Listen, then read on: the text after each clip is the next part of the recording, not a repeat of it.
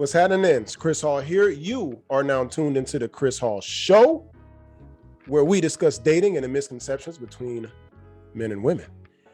If you like content like this, make sure you subscribe to the YouTube channel. Also, hit the notification bell so you are alerted anytime that I drop some new content. Dearly beloved, we are gathered here today to discuss Sex Life, episode 6. Whew! We're here. As always, I'm going to bring in my friend, your friend by now. I mean, good grief. How many times do you got to see somebody for y'all to be friends? Let's bring in Sara J, the Shameless Brand. We're here. There we go. Now we're back. Sara J, the Shameless Brand. What's happening then? Get it out of here. Okay? Are we back? Let's Are we do black? it. Sweet. We back and we black. We ready to That's do right. it just like that. Let's do this. Ooh, So bars. So we are back, season 1 of Sex Life, episode 6. Absolutely. We've come a long way. 6 episodes. Somewhere we only know. How many episodes we got? Someone Only We Know is a title, just in case y'all didn't know. I thought it was somewhere we only know. Is it somewhere or someone? I got someone. Somewhere. Is it somewhere? It could be somewhere. Yeah, I think it's somewhere. Somewhere we only know. Listen, I write chicken scratch, so you somewhere only we know. And the only someone that knows that is Sara J. I clearly don't know this. I don't know this. Somewhere only we know. So let's get right into it. Let's do it.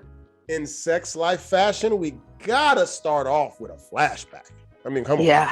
Flashback to Brad and Billy preparing to move in together. Remember, after he apologized and everything, as usual, apologized, and now he seems like he wants this, suburbia, right? Yeah.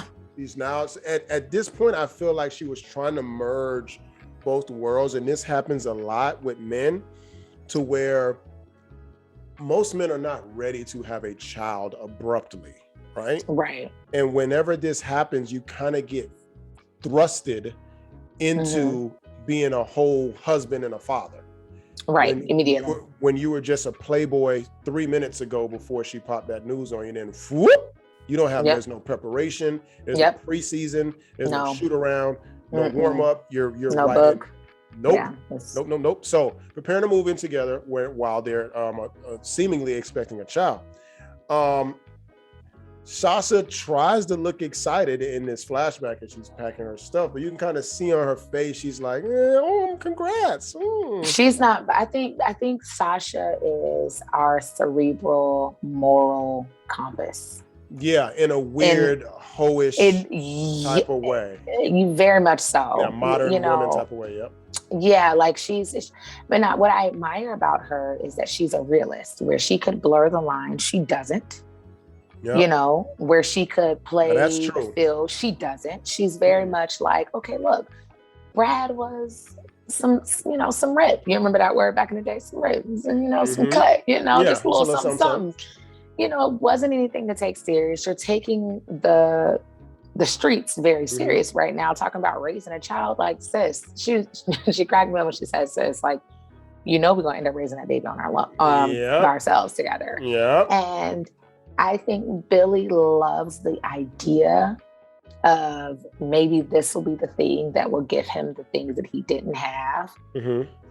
And even in that moment, the recording kind of sits still for a moment as she settles with the thought of knowing darn well that Brad just ain't got it. Brad just, as much as he want to have it, all the money, the accolades, the fame, the notoriety, all those things are something, but it's nothing in comparison to what she wants. So I think I love Sasha's role, and it becomes more and more apparent. She does. I think her character gets better and better as the episodes go along. 100%. Because remember, the first, 2 or 3 episodes, she was just a whore. She was a whore, fucking every Tom, Dick, and Harry. If you had a pulse and a penis, she was on top of you. And then it just needed really a pulse. Right. I honestly, that's true. And honestly, I don't think, we'll get into the rest of the episodes, but she wasn't really fucking no more. For most of, she was really, like you said, that cerebral, devil and angel on your shoulders. Yeah. Telling, at first she was the devil as she was living her single life, but then as she and I think there's a lot of that's a good homegirl who can traverse with you through every part of your life. If you're in the whole phase, sis, I'm in the whole phase with you. If you've transitioned over to the suburbs, then I'm going to help you deal with your suburban maintain life. She never, 100%. Think about it. She never pulled her back into the bullshit, which is why men say you need to get rid of your single homegirls, because they will try to pull you back into the bullshit. 100%. So she hadn't even seen her in a while.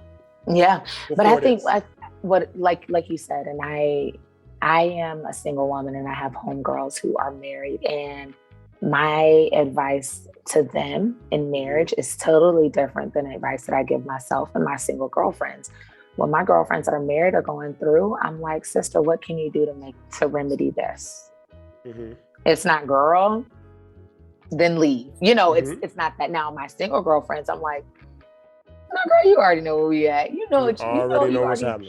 You already know what you can do, because you're not bound or married or, in covenant.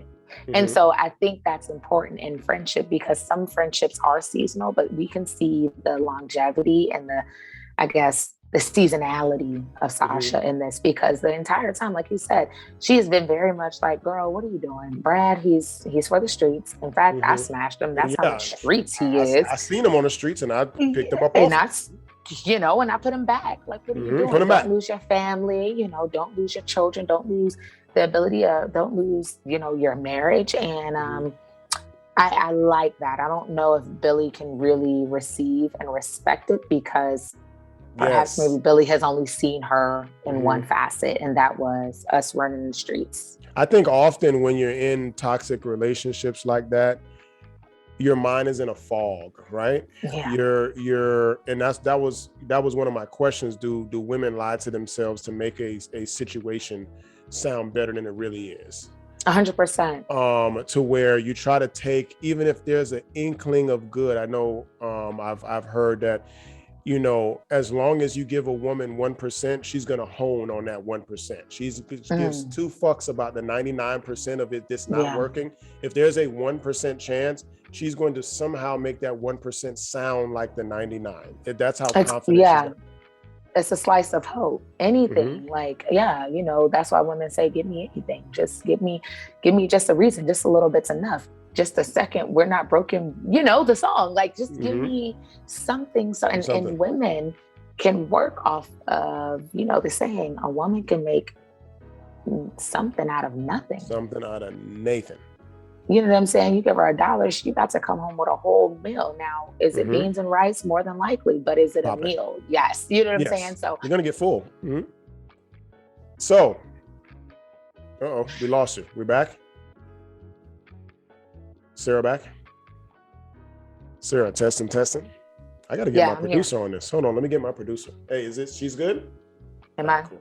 Yeah, she's good. Hold on. Okay. You good? You good? Good.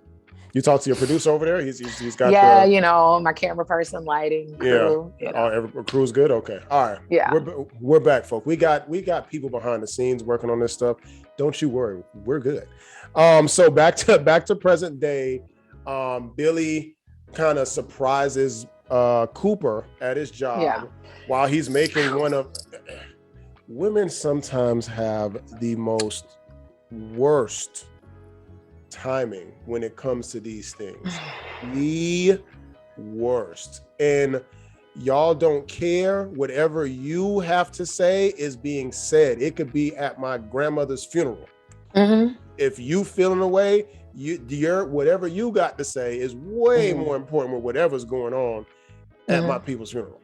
That's how women seem to be wired. I've learned that over the grueling years of dating. I didn't see that to have been appropriate timing, but I felt like she needed to see what she saw, which was Francesca. And so while I was cringing, like, are you really going into this man's job? This is the biggest pitch of this man's life. He is about to ask for $70 million. That's a lot. For you ever ask cancer somebody genetics. for $70 million? No, because I'm having a hard time asking for $10, okay? Right, I'm telling you. Struggle, you know? It's real. And she walks in and she's like, oh, so you're Francesca? Like, no, that's Mary Had a Little Lamb. Yes, sis. That's Francesca. Yes. That's Francesca. And he was literally like, she was like, well, she's stunning. He was like, stunning. I didn't say she was trash. That was maybe the first time. That was a pop-up. I seen his his balls finally drop. That was the first ball drop moment he's had through 6 fucking episodes. Yeah. That was the first. He's been mad before. Yeah. But as far as the nigga, I ain't tell you she was ugly, did I?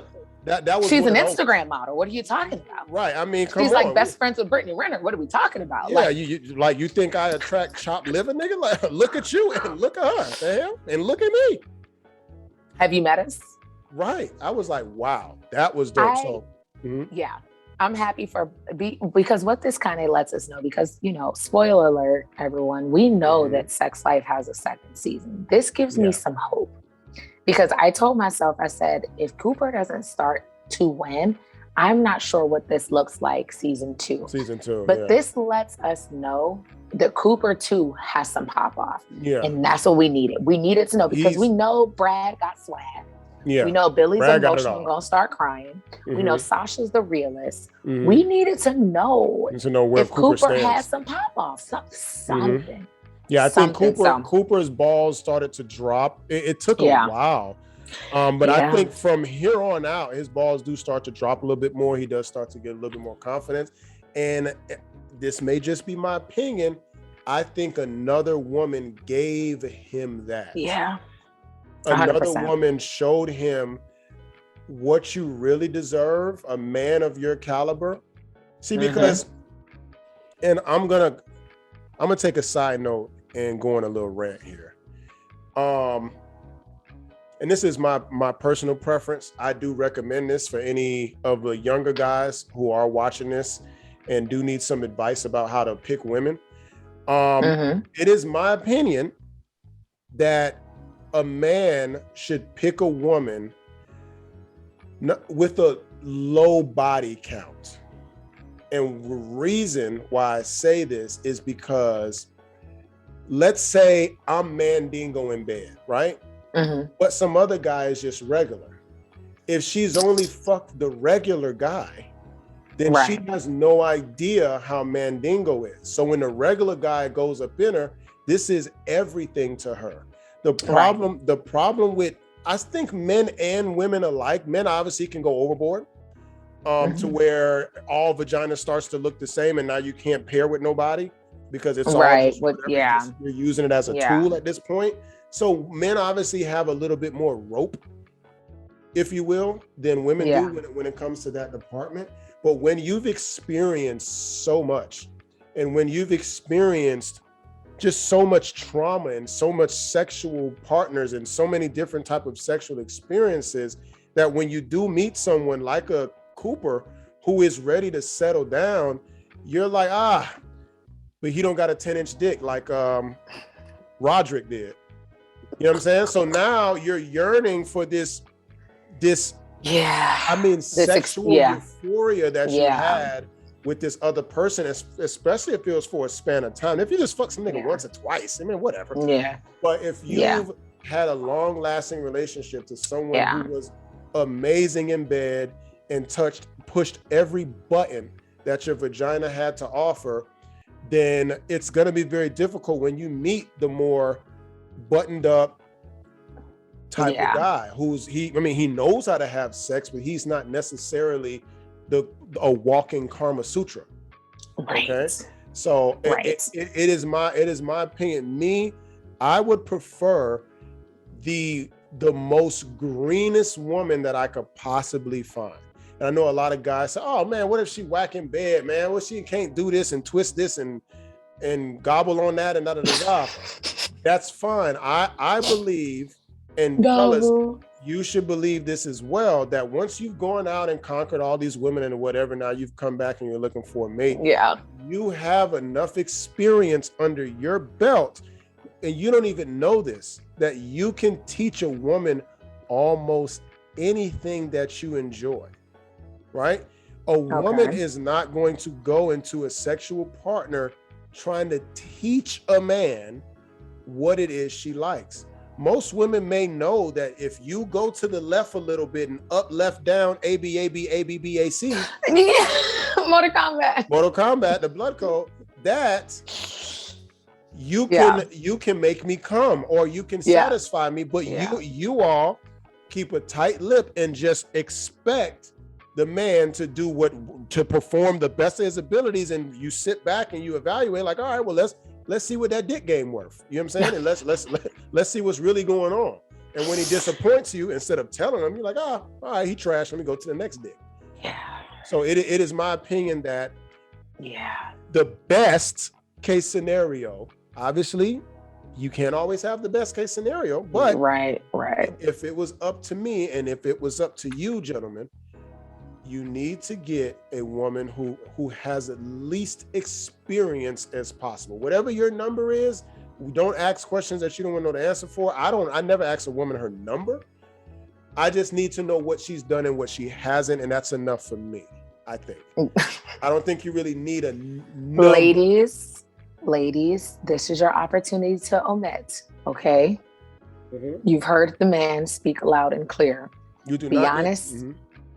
Be honest at your own risk. Yes. Do not ask a woman how many people she has had sex with. That makes you you're not gonna want to know the answer to that.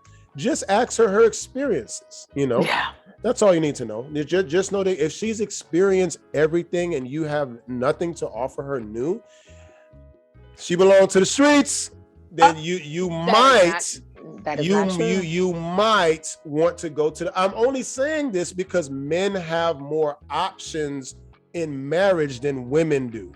Women have the option to have sex with whomever you have the ability to have sex with way more people than I have. Way more. You have the ability. You may not want to do it, but you have the ability because you don't want to get shamed. So you may not, that's why you don't want to do it, but you can have sex with way more people than I can. Easy, right? Mm-hmm. So that's why it's more advantageous for a man to pick a woman with a low body count because he can. A woman who already has a high body count, she has no choice but to date whomever she can date. Okay. Because the men should be looking for women with the least experience as possible. What is he to teach you? If you've been all around the world, where are you going to travel to with him? All around the United States. You've been there already. I've met women who literally let's go to Venus. Let's go to Mars. Exactly. We're going to have to join Bill Gates and Bezos them and go out of space at that point. Yeah. Trust me, that is a thing. I've been in situations to where and that makes a man feel smaller. No matter what, I don't care what he has to offer. It's going to make him feel smaller.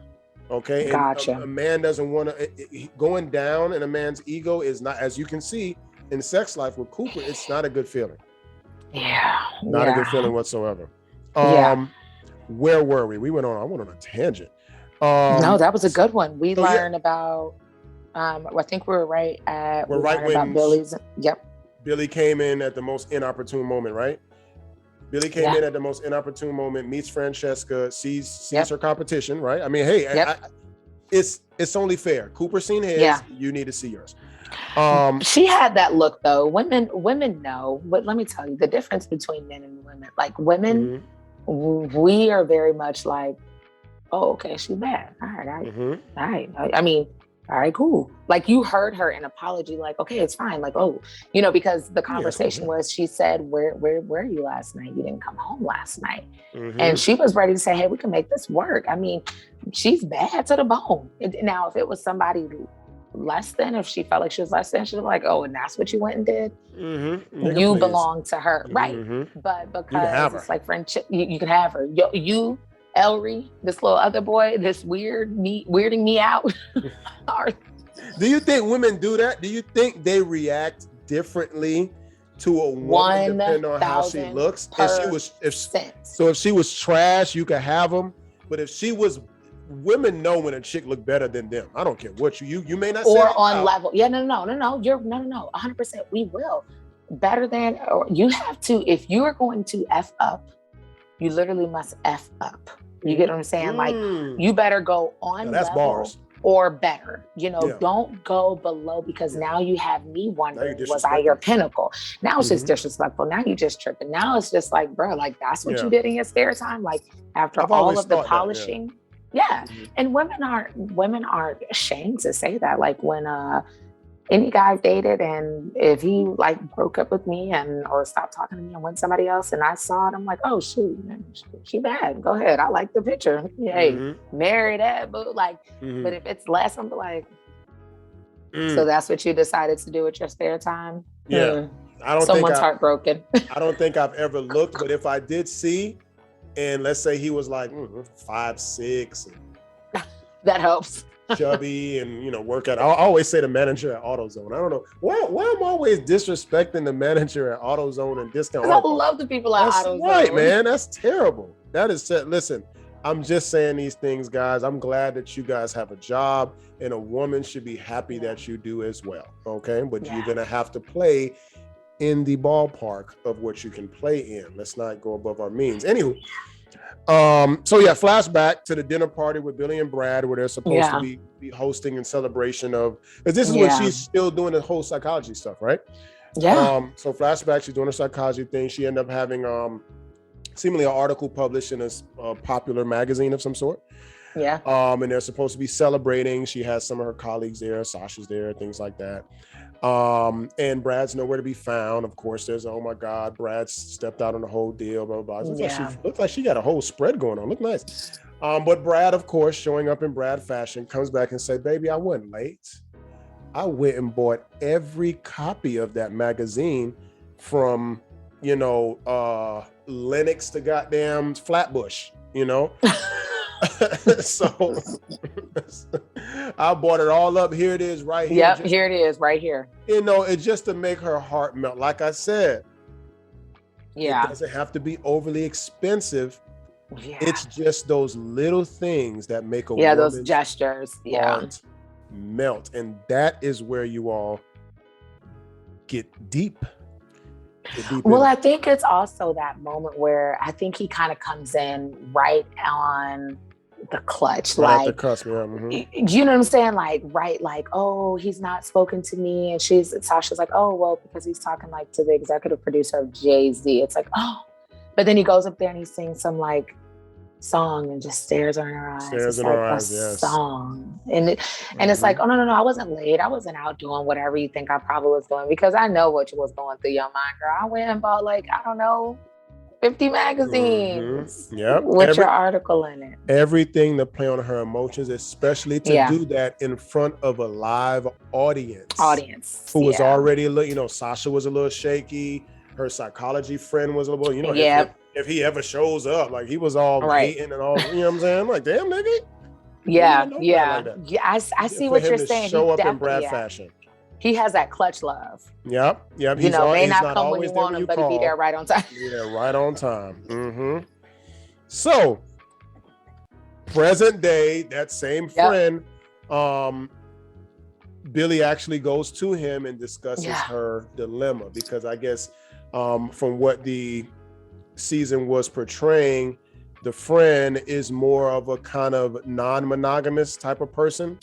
That's the type of psychology he traffics into, where she's more of the monogamy works. So they had two completely different views on monogamy, which was interesting that she went to him. And even she said it. He said, well, he said, like, my take on stuff. Why would you?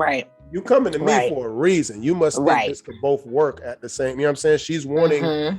She's like we always say about modern women wanting it all. Yeah. All right. So goes to talk to her friend about the dilemma.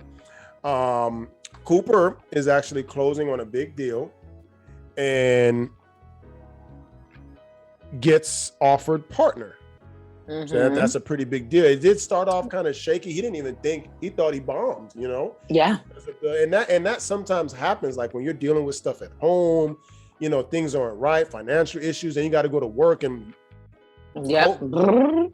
code switch, if you will. Yep. And act like nothing's going on.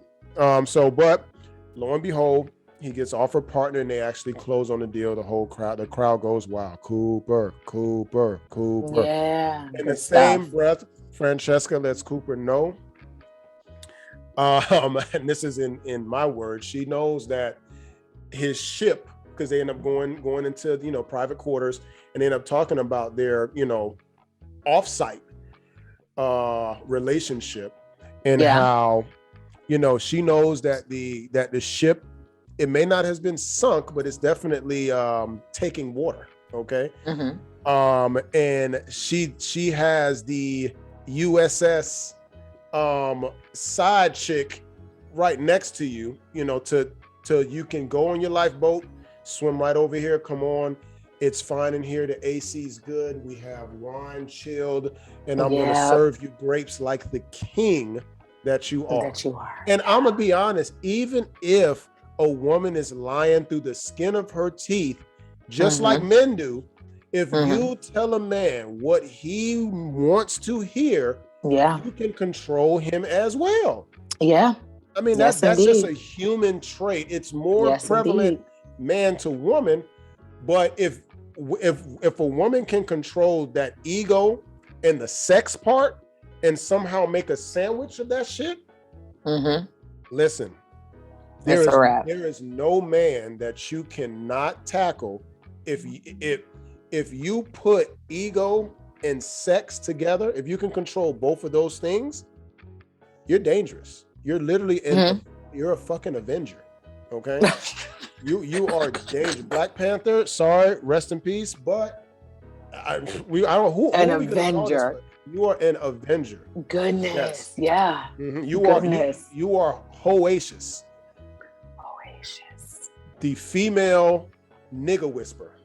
Listen, I mean, and let me tell you, Francesca, as her character evolves, I'm definitely looking forward to episode 7 and 8, because her character really, truly unfolds. Yeah, and we really get to see the vulnerability of her, but we also get to see the go-getter of her. How vulnerable was that to be like, listen, I know that I'm not in the position of your wife, but I just want you to know.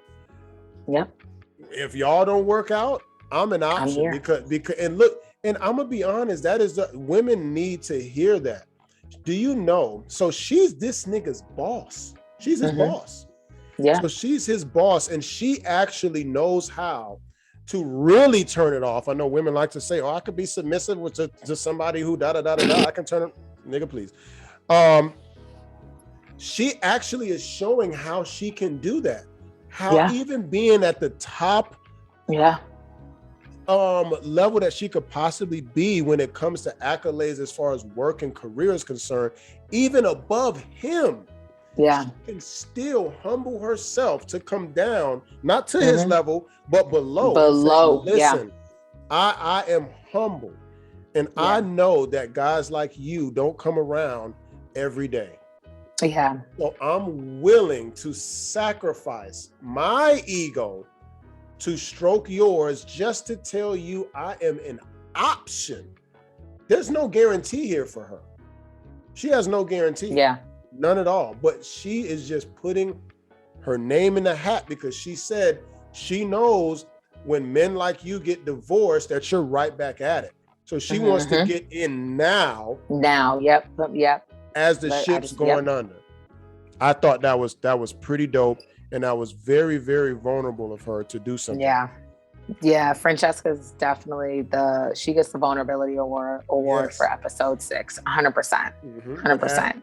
As Cooper's balls drop, seemingly he picks them right back up and leaves this soft voicemail, this sweet voicemail to his boo, Billy, telling her that, you know what, babe, I love you so much, and I'm gonna bring home some food and can't wait to see you. unbeknownst to him, she's meeting up with Brad. Oh yeah. She's going out. She's got a brand. I don't know if you picked this up. Yep, I know I did. Brand new dress. Pop the tag. To get some goddamn closure with her ex. Yeah. They flash back to the moment of Brad and Billy flirting with other people as some type of some sort of sexual role playing that arouses them. That's actually on a another Netflix original called Newness that I also want to decompose at some point. To where you go out, so say like me and you are dating and we go out and we flirt with other people as we watch each other flirt. That somehow turns you guys on so much, and then at the end of the night, kind of playing on the episode we talked about. I think that was episode 4, to where I posed a question or said the statement. I think it was a question. Are women innately attracted to a man's ability to garner other women? Gotcha. Yeah. Right? That's important. Yeah. Exactly. So I guess that in some type of weird sexual deviant gumbo, kind of turns them on and kind of just heightens the situations where they're extra horny, right? Right. My question to you is, have you or would you ever do something like this? If I'm serious about this person and I know that this is a person that I would like to spend a portion or if not most of my life with, I don't think that's wisdom. I don't think that's a smart idea for me. Now, if I'm just like kicking it with a person and it's, cute and fun, but because what can kind of happen is in times of uncertainty, you can default back to it being like, oh, well, maybe he's singing about, women, we're way too in our head about stuff like that. So I don't want to present and or introduce or allow anything that will later make me circle back and question the certainty of my relationship or the certainty of this person's trust or love or affection. So I personally don't think it's a good idea. I wouldn't introduce anything additional. We struggle with what we got. Yes. But do I understand the value of it? Do I understand how that can be kind of cool if you're like dating somebody and it's kind of, like I'm going to be there, you're going to be there, like this little role play thing, but I'm coming home to you. Sure, I can see it. But if I'm really coming home to you and I done popped out kids for you and I got stretch marks, sit down. What are we doing it for? Sit down. What are you doing? Sit down. Just, I don't want to, and then as much as I like to be the person who's like, oh, he can laugh at other jokes. I've literally experienced that. That joke was not that funny. I do. Yeah. I am a simmer it down. That your girl doesn't want you to have any fun if they're not present. That's just how women are. I would love for you to have fun. I want you to have fun. Nope. But not that much fun. No, that's what I'm saying. Women want to control everything. And I want you to have fun. I want you to have fun. But if I heard the joke, I do. If I heard the joke and you already, I got knee slapping, like it was why the chicken crossed the road. And we all know that one. That's not that funny. Next joke, please. But okay. So no, as you can see, obviously, I'm still a woman in every facet. So no, I don't desire to see it. Would you be down to see something like that? Not my girlfriend. Let's say if we just started talking and we wanted to do that, I would. If we just started talking, once we've already established a committed relationship, I probably wouldn't want that. I don't think so. I think we could spice up things a little different. Let's play a board game. Yeah. Scrabble's always a good time, isn't it? Let's get some sriracha. Spicy oh my God. So Billy and Brad meet up at this restaurant. We'll just freestyle this part. They show up at their favorite restaurant, another one of these sentimental mementos that, Brad is just pulling on these heartstrings, of course. Yes, of course. They get their favorite table. She flashbacks, of course, to some sexual deviant moment between them two, and him fingering her or something on the couch. Flashback, current day, or present day. He's kind of putting his bid in to where he's letting her know she's changed. he's changed. He met up with his dad. Like I always say about forgiving your dad. I actually had a good conversation with a friend of mine about that. And he also finally spoke to his dad because he never got the story from his dad. And fellas, if you're out there, and women also, if you've never gotten the story, and you all know the story I'm talking about, especially in our community, but this is in everybody's community. It's just humans in general. Get the story from your dad. Your mom can tell you some things. Your mom can omit some things. As you see, just in the conversation with me and Sarah, we see things completely different sometimes. So the way your mom interpreted what your dad did can be completely different of what your dad's intention was of doing what he did. You know, there's a difference between intention and how somebody received certain things. Absolutely. And I think that's very important. But that's the game he tried to play. You know, I met my dad. Now I'm good. I've just been born again in the blood. I am ready to go. Cliffhanger. You know, she finally sees Cooper's notifications right in the midst of that, you know, almost intimate moment again, kind of like when he was back at the house in episode 5. And it stops the intimate moment. Even gives him a little, you know, a little sass, right? Yeah, finally. A little sass, like, nigga, who you think you are? She said, you do not get to talk about him like that. Right. Yep.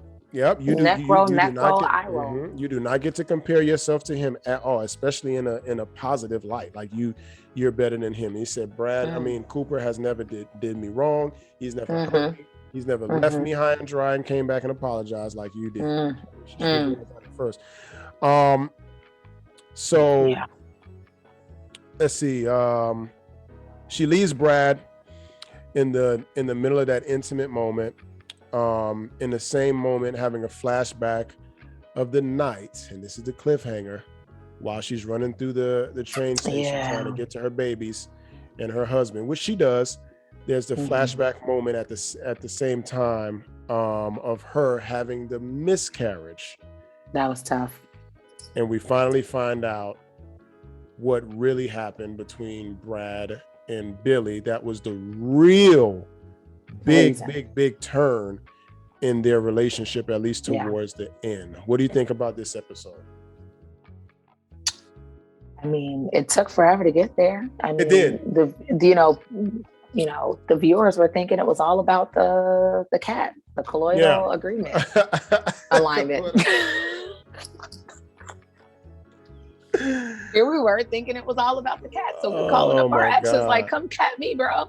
And then you come to find out that they actually shared something very traumatic with one another, something that Brad could not fix, something that Billy had no control over.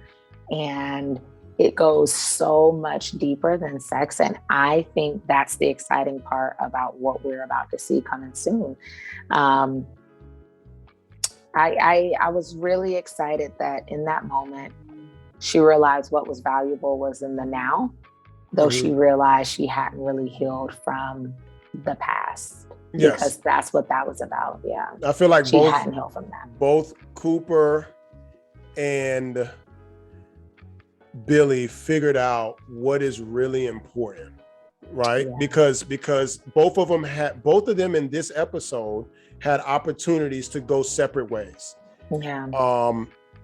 Cooper had the opportunity to just go all in with Francesca during that conversation, but he said, nope, we are not that far down the line. I'm not getting a divorce. And even chose to call and said, baby, I'm coming home. You know what I'm saying? Yeah. And she also did the same thing, to where she went there, which was silly.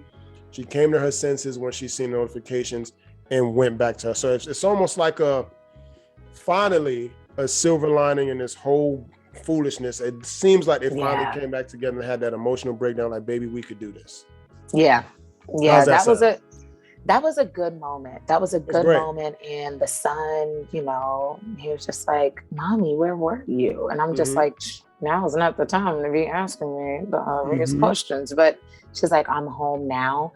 And that resonated in more than one way for me. Like I'm home now physically, but I'm home now emotionally. And Absolutely. And so I was excited about that. I like that. Episode 6 is in the books.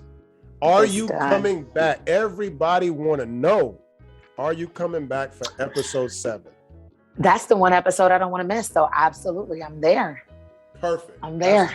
That's all everybody keep asking me. I said, all right, I'm gonna ask her. I'm gonna ask her and see and see if she'll be back. She'll be back, folks. You will see her again, and of course, you're gonna see me. Y'all wave goodbye to Sara J of the Shameless Brand. She gotta go. She got business to take care of. Unfortunately. Later. All right, dear. Much love. See you later. We back. All right. So that was episode 6 of season 1 of Sex Life. I hope y'all enjoyed it. If you have any comments, questions, or concerns, make sure you leave those comments, questions, or concerns in the comment section below. As always, I am Chris Hall. You have been tuned into the Chris Hall Show, where we discuss dating and misconceptions between men and women. If you like content like this, make sure you subscribe to the YouTube channel, hit the notification bell. I'm out.